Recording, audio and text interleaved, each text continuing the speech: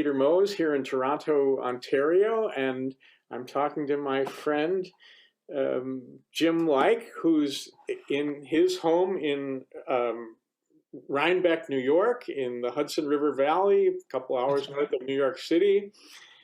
And this was Jim's idea in tandem with me of some sort of oral history about some of his life. So it's both an honor and exciting for me, and I might as well say 5 years later, Jim, this is sort of a birthday tribute because you're turning 90 this month. I am. And you're still with us. Still with you. And Jim, there's so many things, so many ways we could talk together, and I thought, of course, we'll review some of your life, but I didn't necessarily want it to go chronologically. But I started to think of so many people in your life. Here you live with your son, Kevin, but you have amassed all these people in your life. I think of Jeff Hayden as one, Ron Cioldi, Tony Caramia, whomever. And of course, your former student, Michel Royer, a professor in Quebec, who completed a doctorate with you at the University of Illinois. They're sort of your family. And I wanted to ask you about the concept of family in your teaching. And you might even tell me, was Robert Pace part of your family? Oh, well, he was a tremendous influence. I went to Teachers College, Columbia to work on a master's degree. Mm-hmm. And he was a tremendous influence because he was the father of group piano teaching, which I didn't know nothing about. And he was, I took every course he taught in Columbia, and he was fantastic.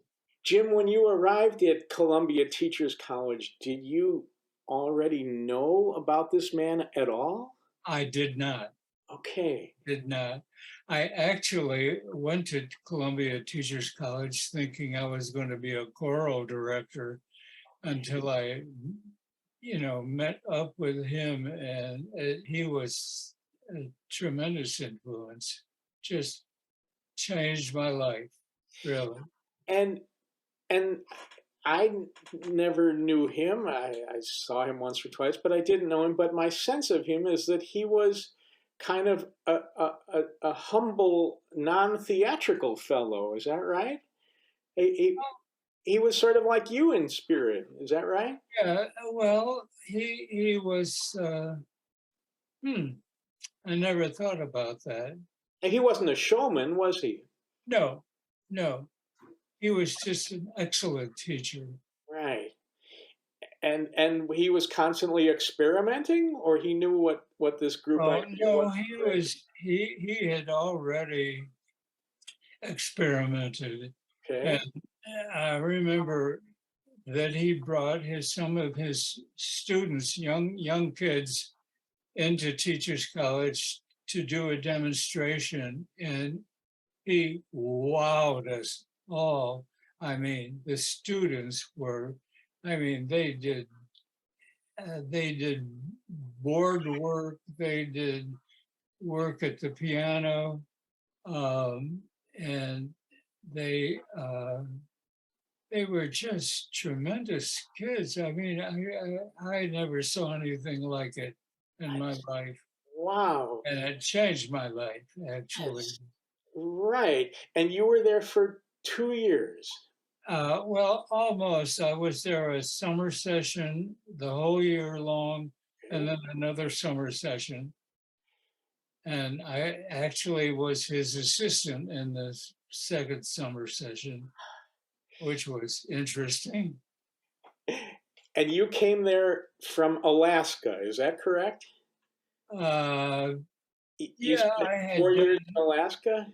Yeah, I had done 2 years of Army in Alaska. originally going to go to Germany, and then chaplain's assistant or chaplain there nabbed me for this job, for the job in Alaska. And the worst thing about it was I was busy every weekend with services, setting up and Playing. on, and everybody else was free for 2 days. So you were in the service, you were a musician mostly. Well, I was a chaplain's assistant, so I had a lot of setup to do for the services and I see. that sort of thing. But yeah, but my weekends were taken away from me. And how arduous was it being in the Army?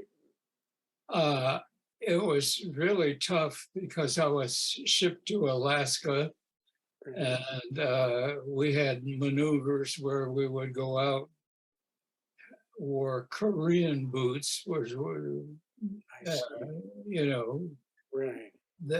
because the Korean War was waging. Yes. And so we would go out and spend these days in the snow on, what do they call those snow No. boots, or not boots, but they look like tennis rackets. Yes, snowshoes. Yeah. Yeah. Okay. So in other words, the people in Alaska were preparing for the winters of Korea. Well, that's true. We had tough Wow. winters, very tough winters. Right. Right. Okay. But at that age, you just sort of, you know, take it Yeah. in stride. And Right. Right. Do you look back at the Army with fondness? no, Okay. You're a pacifist, aren't you? yes, I guess so. Yeah. Did you make any lifelong friends in the Army? Not really. We came from all different places, and Yeah. when I got out of the army and went to Columbia, it was really wonderful. Yeah. So was that almost directly you left the Army and then some weeks later you're in Columbia? Well, I was in the army 2 years, Okay. All right. and I stayed in Alaska for 2 years. Mm-hmm. And actually, there I used to play in a, shall I say this, strip place. I love it. And Were you yeah, playing solo or with a combo? with a combo. It was just three of us, a drummer and a saxophone player and me on piano. Okay. And that wasn't Mozart, was it? It definitely wasn't, no. And the Army was okay with you doing that? Well, I was out of the army. Oh, I see. Okay. So after that, you played in the strip club while you're trying to figure out where to go next? Did I tell you I stayed 2 years to teach school? Oh, you mean after the Army? Yeah. So And you I were there about stayed in Alaska, Oh, taught for 2 years at the public schools.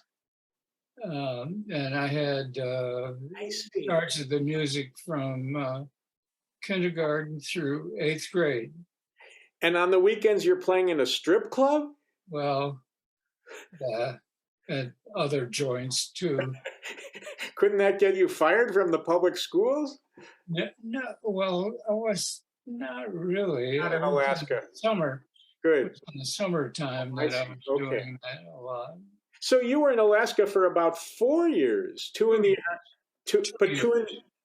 Army and then 2 as a teacher? That's right. Okay. All right. So at some point there, then you knew you wanted to do graduate work. Oh yes. I was couldn't wait to get back. And And And back I then, saved, and I saved a lot of money oh, great. Okay. for Columbia. Okay. And I just don't understand this. Back before the internet and catalogs, you're in Alaska. How did you know about this program with Robert Pace at Teachers College? I didn't. I just knew I wanted to go to school in New York. Okay. Columbia was right there. Right. And then when I started, taking courses, then there were all these courses that he taught that were marvelous, and Okay. So that's when your professional life started to coalesce by meeting that's right. him. It changed directions. Yeah. I Right. thought originally that I was going to be a choral director, I see. but as soon as I started taking all those wonderful courses that turned out to be pedagogy courses, that he taught, Right. and it was really quite wonderful. And Jim, he wouldn't have been that many years older, right? 5 or 10?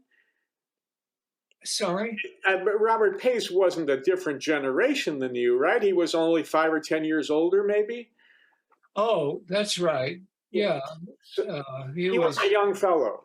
Yeah, he was a young fellow. He had studied with both Rosina Levine and Joseph Levine and Juilliard.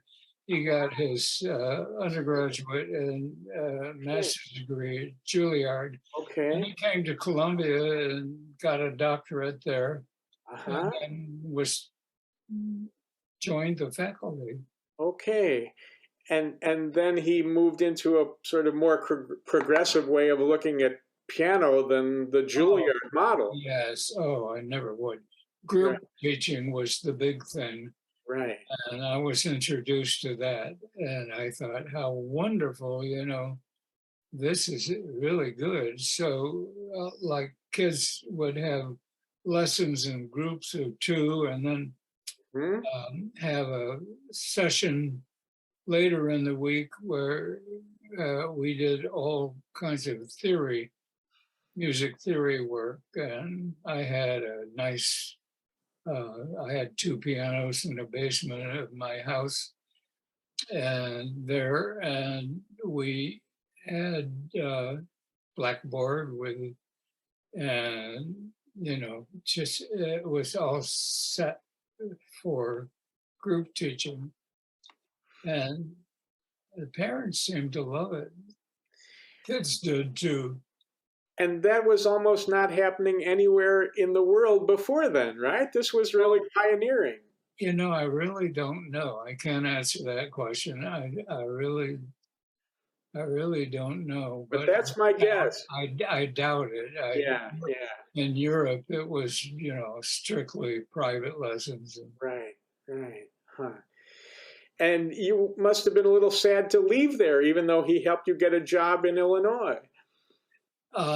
Well, I was looking forward to the job in Illinois because I Okay, knew I could build a program there, okay. just like what I had learned. But did you have any thoughts of just staying on forever and getting a doctorate with Pace? No, Okay, no. Those were the days when you could get a college job with a master's degree. right, okay. Now that ended some years later, of course. And you told me that you were very welcomed right away by the dean or whomever. Oh yes, he was wonderful. Dwayne Brannigan was his name.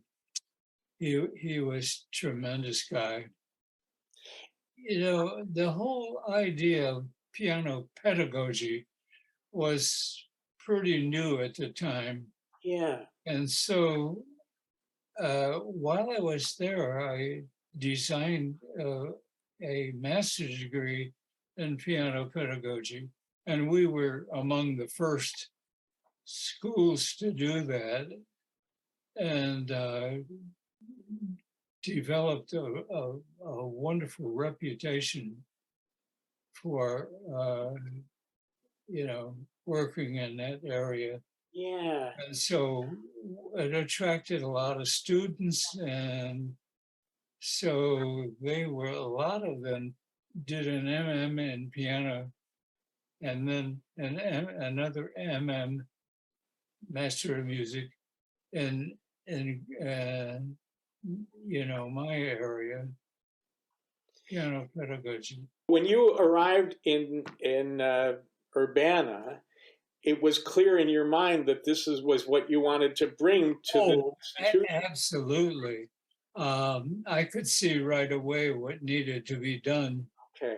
And so I started all these courses. Jim, was there any institutional resistance to what you were inaugurating? No, Okay. no, the dean who I worked under at University of Illinois was very open to everything, Okay. so was no problem. But you were doing this as a one-man corporation. This was just you, right? You didn't have any assistants That's to begin right. with.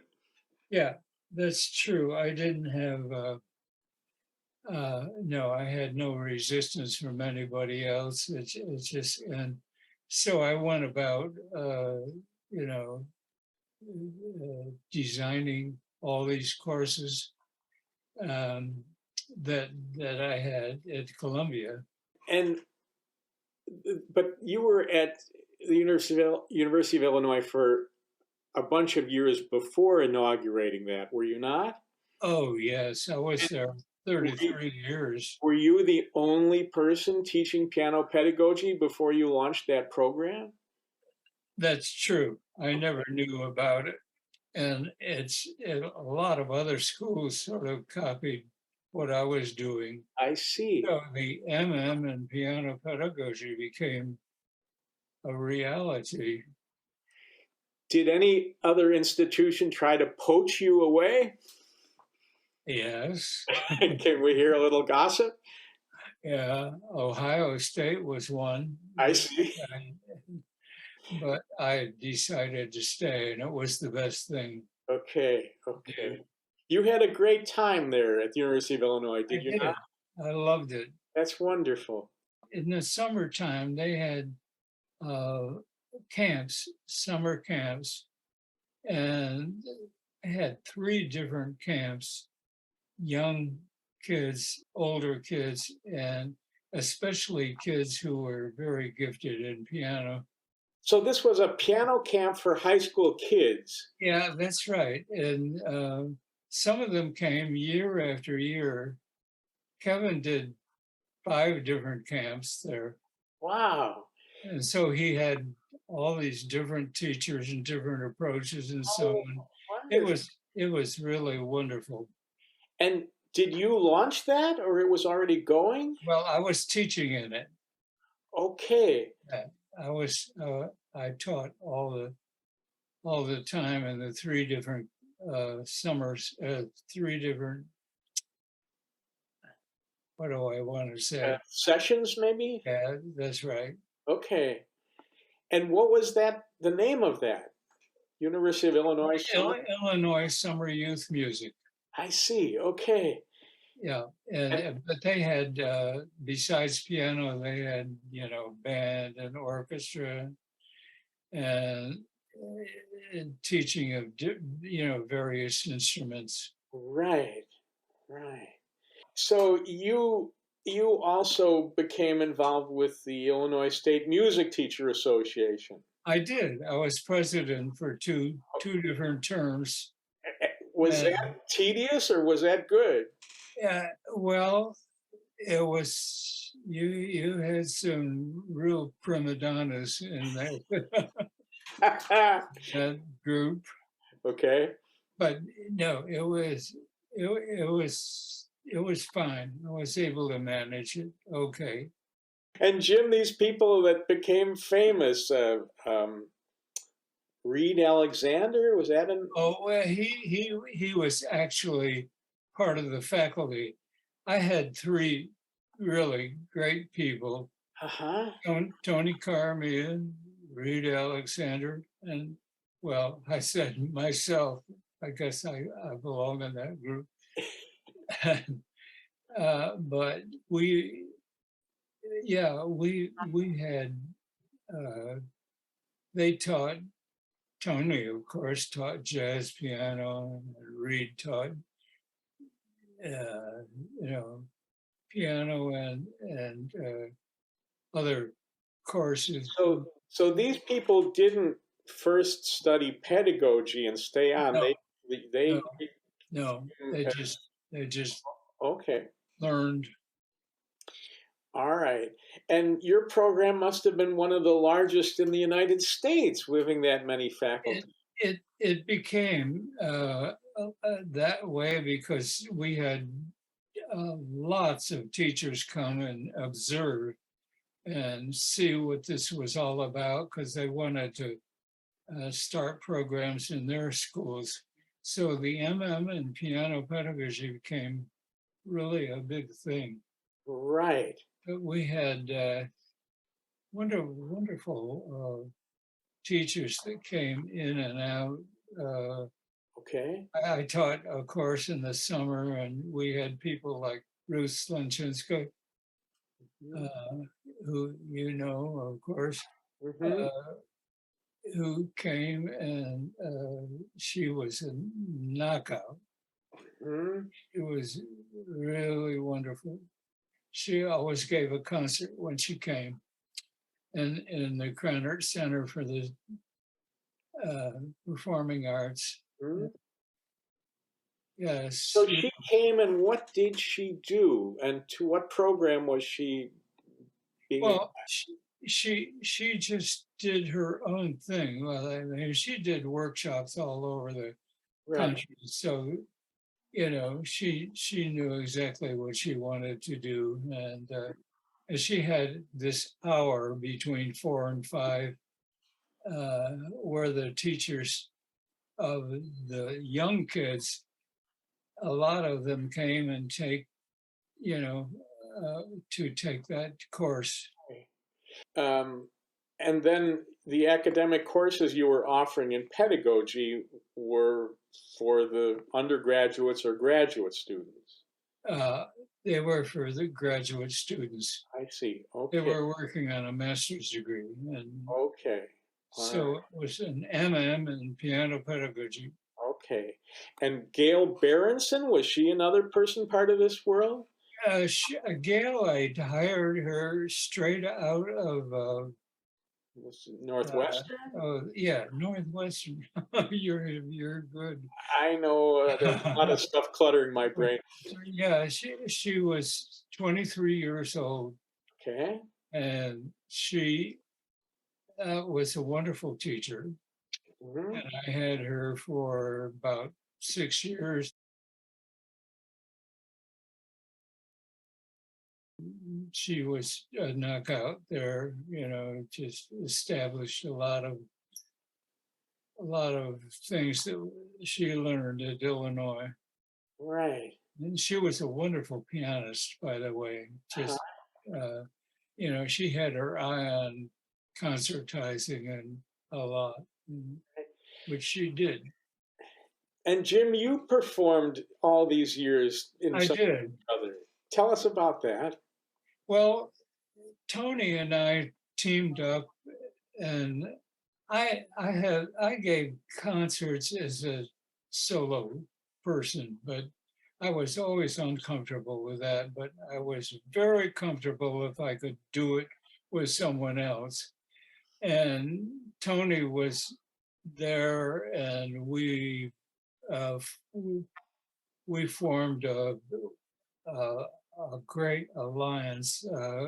We did several years of piano duets and concerts because I was very interested in all those composers. And then we did two piano concerts. And the two piano concerts were often uh, based on popular music.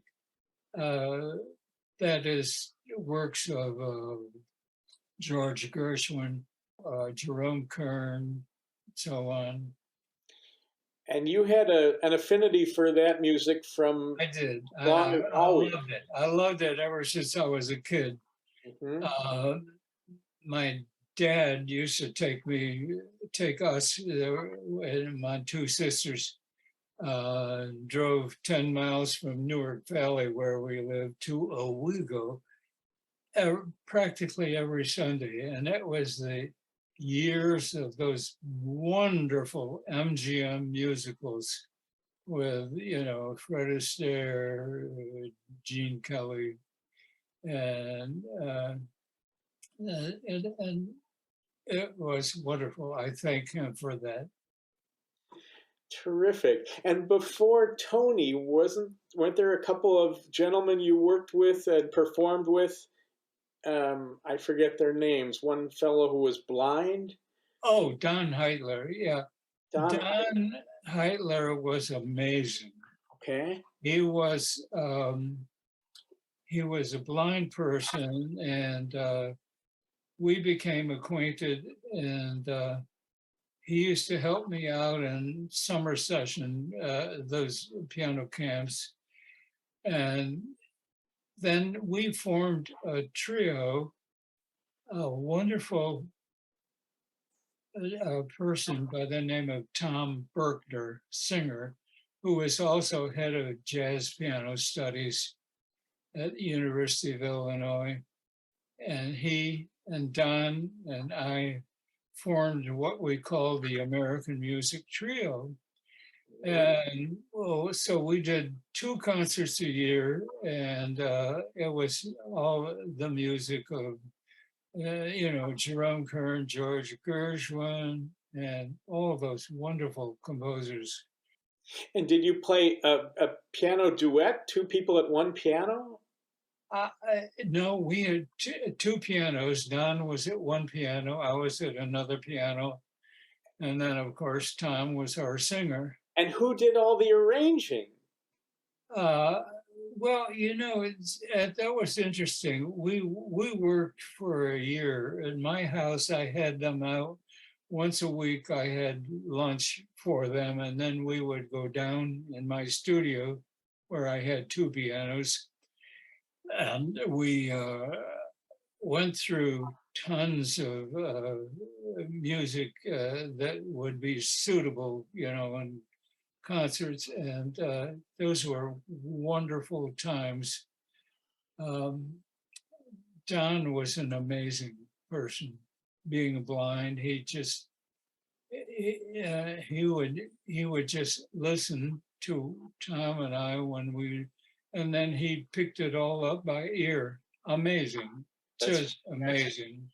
Now I missed something. He also part of the University of Illinois, or did he just live No, nearby? he was just the sort of a musician around town, I see. and played different gigs. Yeah. Okay. But the University of Illinois was obviously a congenial place for jazz and Americana music. Well, yeah, of course, Tom was head of jazz piano. He was head of jazz studies. But Jim, excuse me, was there jazz studies at Champaign-Urbana before you arrived there? Oh, yes. Wow. Well, wasn't that progressive? Very progressive? Well, I don't know. I think all schools had, jazz I don't programs. think so. Not bad. This is what, the 50s or 60s? Yeah. I don't think Northwestern had jazz curriculum back then. Really? Well, maybe I'm wrong. I don't know. It sounds progressive to me.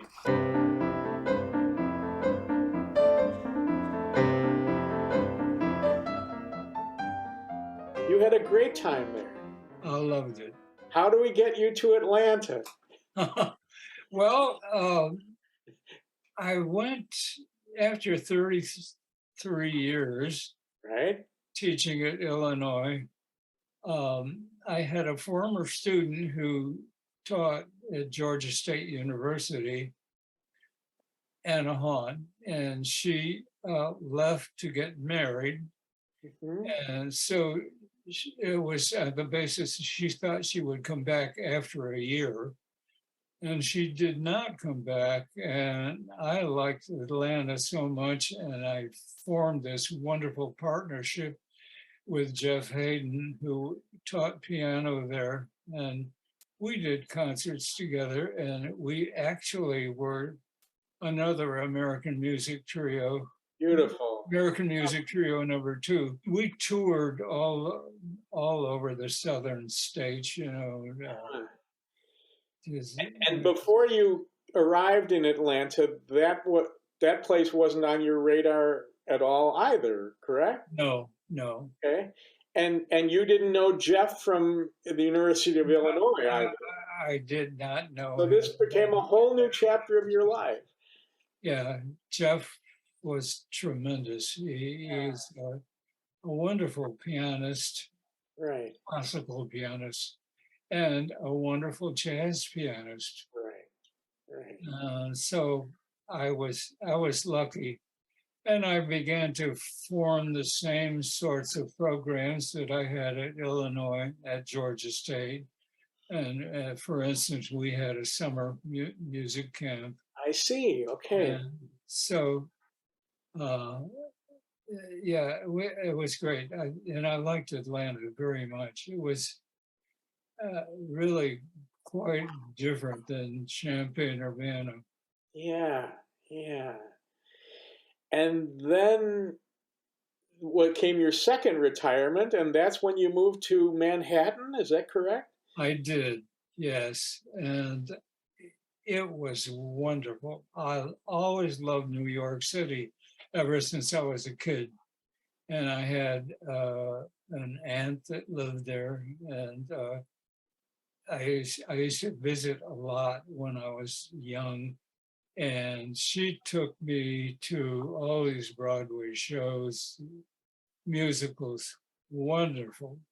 Most of my young years were in a little town called Newark Valley Hmm? and the Southern Tier region. Okay. And I loved school. I just adored school, adored my teachers. Mm-hmm. So they should have told me something I love it. later on. And yes, and my mom and dad were a big part of my life growing up. Hmm? But school was what I adored. You know, I just loved school, loved the teachers. And when did piano come into the picture? I was taking private lessons while I was, you know, in school there in Newark Valley, Hmm? and had a really weird first teacher, and she was kind of came to the lessons with the smell of alcohol. So, How long did that last? well, for several years, and then I got another teacher who was the wife of a Latin teacher there, and she was okay, but not great, you know. And but I was her prize pupil, Okay. and my mother was so in love with the recitals when, especially the one where I played Claire de Lune at WC, Wow.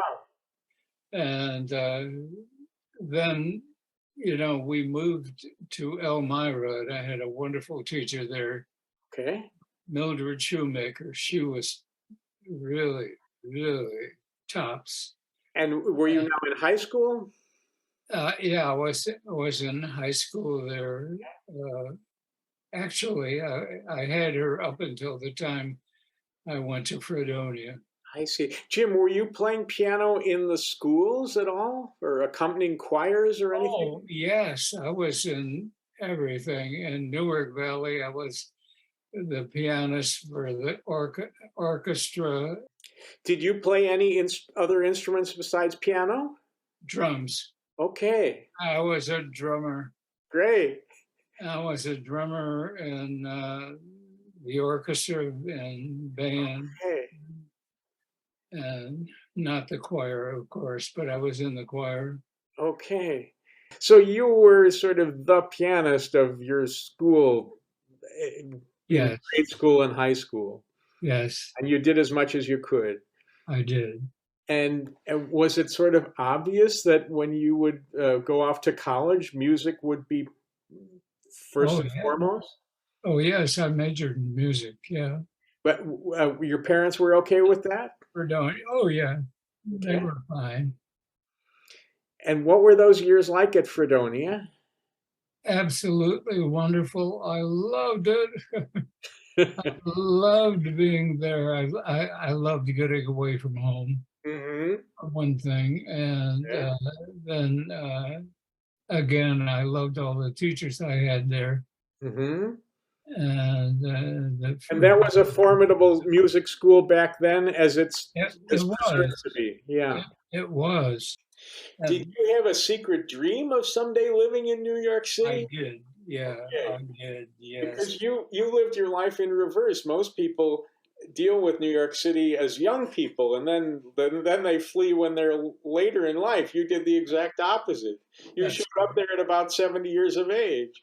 you know, I didn't grow up in New York. I just visited, Right, right. and but it was how can I describe it? It was the dream of my life. Yes, Go to New York City. yeah. And Uh, you walked everywhere. yeah, and I tried to learn as much as I can.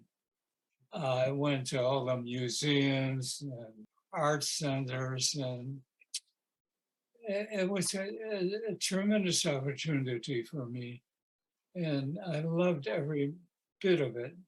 And Jim, one other thing I remembered about those years in New York City with your drinking up all the culture, you were also doing a lot of arranging. You I continued to be sort of, was, maybe now yes, you had more time for that. yes, I got into publishing.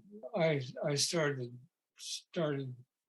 publishing and writing materials for intermediate pianists. Right? And I And remember you were even taking lessons in jazz arranging, I think. I Did I say did. that correctly? I did from Lee Evans, who was Tell a us about that person. yeah, he was living in New York City, and he was he I worked with him for a couple of years, and he taught me a lot about arranging. But I already had a big hit with with a book called Keyboard Musicianship, Oh, and, oh, and wow. it was used throughout the country. Jim, that was a huge undertaking. It was, but it's now in its 11th edition, Fantastic. so it's always done well. And you have sort of a companion book. I could never figure out which was which. There's another book. Oh yeah, there was the one, yeah. I have it I somewhere should on have my had shelf. it. Hold on, I might know that. I got rattled. That's all right. Creative piano teaching. Jim, that's a wonderful book. That's it. I'm going to read a couple quotes from it because I found them today. And Sure. All they right. self-improvement through continuous study should be the constant concern of every teacher. So says Jim Lyke. That's what you said 50 years ago. 50 years. Well, almost. Yeah. The good teacher allows himself to be himself. He extends this same basic right to his students. You remember saying that? I don't. But you've lived it. It doesn't matter that you don't remember it. You've lived it. You're not somebody who has such a big ego that you stand in the way of anyone. People are not in your shadow. Yeah. Wouldn't you agree? You've tried to foster people. Yes, And your life now is pretty quiet and sedentary. it is. Yeah, you know, as you mentioned, I'm going to be 90. What does that And feel so like? I am really slowing down. Did you ever think you'd live to 90, Jim? I never thought about being old, Uh-huh. and the years go by.